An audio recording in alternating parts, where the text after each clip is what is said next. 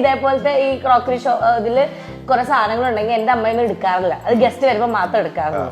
ഇതേപോലെ തന്നെയാണ് ഇവിടെ. ഞാൻ ഇടയ്ക്ക് ഇതിനകത്ത് ചില ഗ്ലാസ്സുകള് ഇങ്ങനെ അവിടെ പോയി നോക്കും, അവളുണ്ടോ നോക്കിട്ട് പതിയെ ഗ്ലാസ് എടുത്തിട്ട് ഞാൻ വേറെ സ്ഥലത്തോട്ട് പോകും. ഓക്കെ, മെയിൻ ആയിട്ട് ഭാര്യ അറിയാവുന്നതാണ് ഗ്ലാസ് എടുത്ത് പോകുന്നത്. ഗ്ലാസ് എടുത്ത് കൊടുത്തു. ഗ്ലാസ് എടുത്ത് എവിടേക്ക് പോണെന്ന് അല്ല, അതൊരു എന്റെ കുറച്ച് സ്ഥലങ്ങളുണ്ട്, അങ്ങനെയുള്ള സ്ഥലങ്ങളിലോട്ട് ഈ വീടിന്റെ പരിസരത്ത് കാണൂലേ? Okay okay. പക്ഷെ എല്ലാ വീട്ടിലും ഇതേപോലെ ഗസ്റ്റ് വരുമ്പോ മാത്രം യൂട്ടിലൈസ് ചെയ്യുന്ന ഒരു ഇതേപോലെ ഒരു ക്രോക്കറി ഇതുണ്ടാവും, ഷെൽഫ് ഉണ്ടാവും.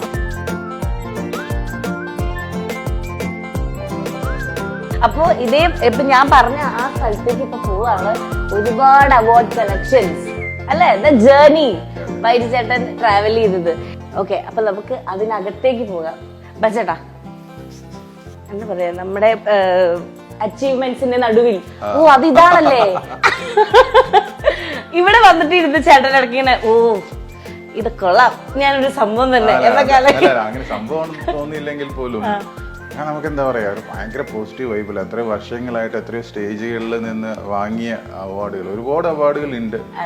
ട്രാഫിക് ഒക്കെ എനിക്ക് ഭയങ്കര ക്ലാപ്സ് കിട്ടിയ ക്യാരക്ടറാണ്. അന്നൊക്കെ വില്ലൻ ചെയ്യുന്ന ടൈമിലാണ് തൻസീർ എന്ന് പറഞ്ഞ ക്യാരക്ടർ ട്രാഫിക് ചെയ്യുന്നത്. ട്രാഫിക്കിന്റെ പിന്നെ കുറെ അവാർഡ് ഇനിയും വയ്ക്കാനുണ്ട്. കീർത്തിയക്കരെയൊക്കെ ഒരിക്കലും മറക്കാൻ പറ്റത്തില്ല. കമാൻഡോ ലാലേട്ടനോടൊപ്പമുള്ള 45 ദിവസം ഒരുമിച്ച് ട്രാവൽ ചെയ്യുന്ന ഞാനും ലാലേട്ടനും ഷമ്മിയൊക്കെ ഒറ്റ വണ്ടിയില്, ഫ്രണ്ടില് അവരുടെ ഇത് വണ്ടി പോവും.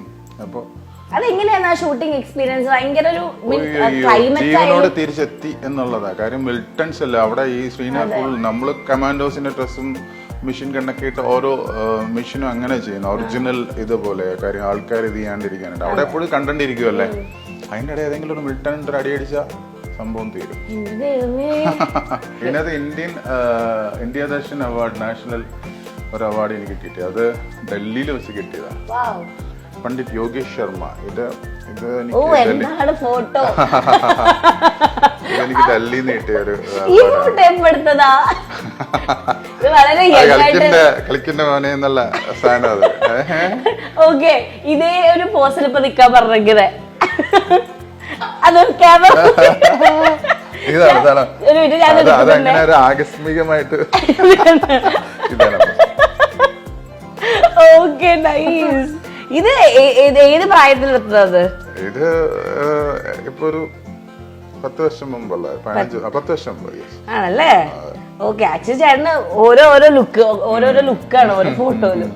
ഓക്കെ, അപ്പൊ ഇതിലൊരു ഫേവറേറ്റ് മൊമെന്റോ അല്ലെങ്കിൽ അത് ചോദിക്കാൻ പറ്റില്ലെന്ന് എനിക്കറിയാം, ബട്ട് സ്റ്റിൽ ഭയങ്കരമായിട്ട് മെമ്മറബിൾ ആയിട്ട് മനസ്സിൽ ഉള്ള ഒരു മെമ്മറി ഏതാ ചോദിച്ചു കഴിഞ്ഞാൽ?